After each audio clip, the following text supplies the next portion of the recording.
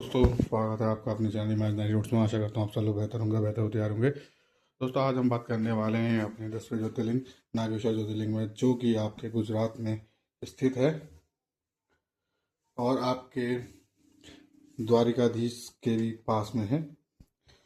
दूरी इनकी ज़्यादा दूरी में नहीं है, नज़दीक में ही है। मतलब एक ही दिन में आप हो सकते हो दो जगह, इतने नज़दीक में है।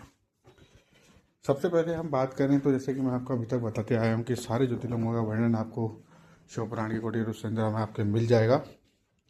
अब हम बात करते हैं आगे हम नागेश्वर ज्योतिर्लिंग की। नागेश्वर ज्योतिर्लिंग दोस्तों एक भगवान शिव के प्रिय भक्त के ऊपर है, जो कि वर्ण व्यवस्था से वैश्य वर्ण का था, जिसकी भगवान शिव में अगाध भक्ति थी।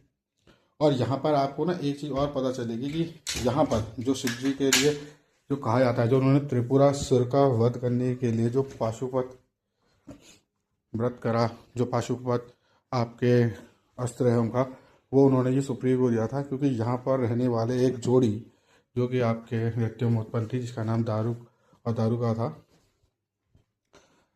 वो दोनों का जैसे कि होता ही है, आपके हमेशा से उनका बैर रहा है देवताओं से, मनुष्यों से, धर्म में प्रीति रखने वालों से। लेकिन दारुका भी माता पार्वती की आपके बहुत बड़ी भक्त थी।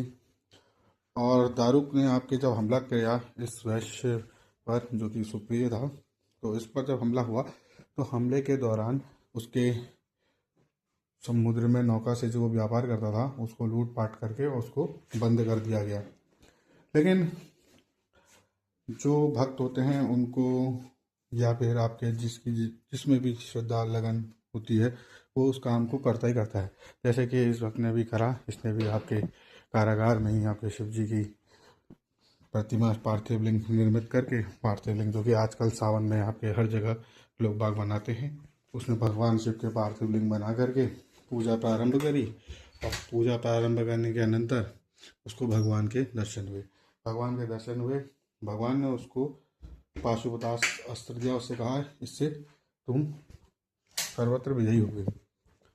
और उसने उसी के प्रभाव से दारू राक्षस को, उसकी सेना को हराया।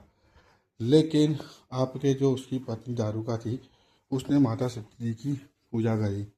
क्योंकि भोलेनाथ के वरदान से तो वहाँ पर शिव जी प्रकट हो गए थे, लेकिन अब भगवान शिव ने तो अपने भक्त का ध्यान रखा। लेकिन जब उन्होंने कहा कि तेरा सब संहार हो जाएगा, ये हो जाएगा, वो हो जाएगा, जब भगवान शिव ने कहा, तो माता पार्वती ने कहा ये भी मेरी भक्त है, इसलिए आपको इन पर थोड़ी कृपा करनी चाहिए। तो उन्होंने कहा चाहे कुछ भी हो जाए, ये इस क्षेत्र के आसपास नहीं रहना चाहिए। और दूसरी बात, आपके जहाँ भी मेरी पूजा भक्ति हो वहाँ पर इन लोगों का वास नहीं होगा। और आपके ऐसे करके उन्होंने जब उनको वरदान दिया, तो उसने ये वर मांगा कि भगवान माता पार्वती ने उसको वरदान दिया कि बेटा आपके, मतलब उस राक्षसी को, दारुका को, कि तेरे साथ साथ जो ये वन जाएगा, इसमें इतनी परिधि में तेरा ही राज रहेगा और तू कभी भी आपके शिव भक्तों को परेशान नहीं करेगी। ऐसे करके ये वहाँ पर को दो प्रतिमाएं स्थापित हुई, कहते हैं, एक शिवलिंग और एक नागेश्वरी करके, नाग और नागेश्वर करके दो ज्योतिर्लिंग के आसपास में वहाँ पर का एक विग्रह और स्थापित हुआ। ऐसे करके मान्यता भी है, कहानी भी है। अब दोस्तों यहाँ पर को आपके अगर आप देखें तो नागेश्वर ज्योतिर्लिंग में नाग प्लस ईश्वर, इसका जो संधि विच्छेद होता है वो यूं ही है, नाग प्लस ईश्वर। अब वैसे भी भगवान भोलेनाथ तो नागों के ईश्वर भी हैं ही, वो तो सर्वत्र सभी के ईश्वर हैं। जब हम यहाँ पर आपके नागेश्वर ज्योतिर्लिंग की बात करते हैं, तो लोग बाग जब आपके द्वारिकाधीश जाते हैं या नागेश्वर ज्योतिर्लिंग जाते हैं, तो वहाँ से द्वारिकाधीश भी होके आते हैं। ये तो मैं पहले भी वीडियो में बता चुका हूँ। जहाँ पर आपके शिव जी का मंदिर होगा वहाँ पर को आपके भगवान श्रीहरि के भी मंदिर या विग्रह होंगे ही होंगे, और वहीं उसी के आसपास में अन्य चीज़ें भी होंगी।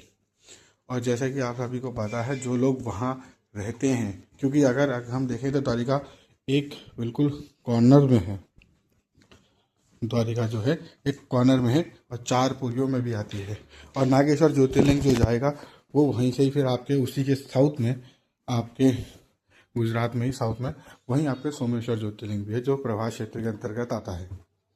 तो दोस्तों यहाँ पर मैंने आपको आज नागेश्वर ज्योतिर्लिंग के संबंध में और नागेश्वर ज्योतिर्लिंग के अगल बगल के बारे में बताया। इसी के साथ वहाँ पर को ऐसा भी बताया गया कि 215 फीट की वहाँ पर को एक मूर्ति है जो बहुत दूर से देखने में आ जाती है शिव जी की। अंदर तो आपके शिव जी का जो नागेश्वर ज्योतिर्लिंग जो है वो चांदी के उसमें पूरा घिरा हुआ है चारों तरफ से। और आपके वहीं आपके मंदिर में माता जी भी स्थापित हैं।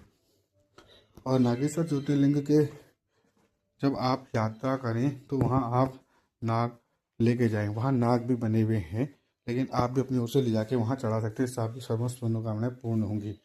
ऐसा आपको वहाँ पर लोक कथाओं में भी सुनने को मिलेगा, और ये जो आप पढ़ेंगे पुराण में इसमें भी आपको देखने सुनने को मिलेगा। तो दोस्तों, महादेव तो आपके अपने भक्तों पर विशेष कृपा करते हैं, और चूँकि ये मौसम भी आपके सावन का है, और सावन तो महादेव को अति प्रिय है।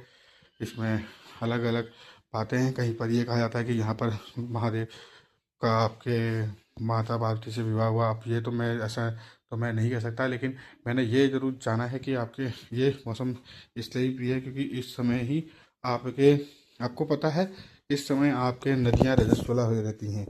आपके माघ, सावन और भादों में 2 महीने में। और इस समय आपके सावन में आपके माता आपके बहुत प्रसन्न रहती हैं। इस समय वो अपने शिव जी के साथ घूमती हैं, साथ में रहती हैं। और आपके ये नागेश्वर ज्योतिर्लिंग जो है आपकी समस्त मनोकामना को पूर्ण करें। इसी आशा के साथ मैं यहाँ पर कोई वीडियो समाप्त करता हूँ। अगर आपको अच्छा लगे तो please like share and subscribe करें। धन्यवाद।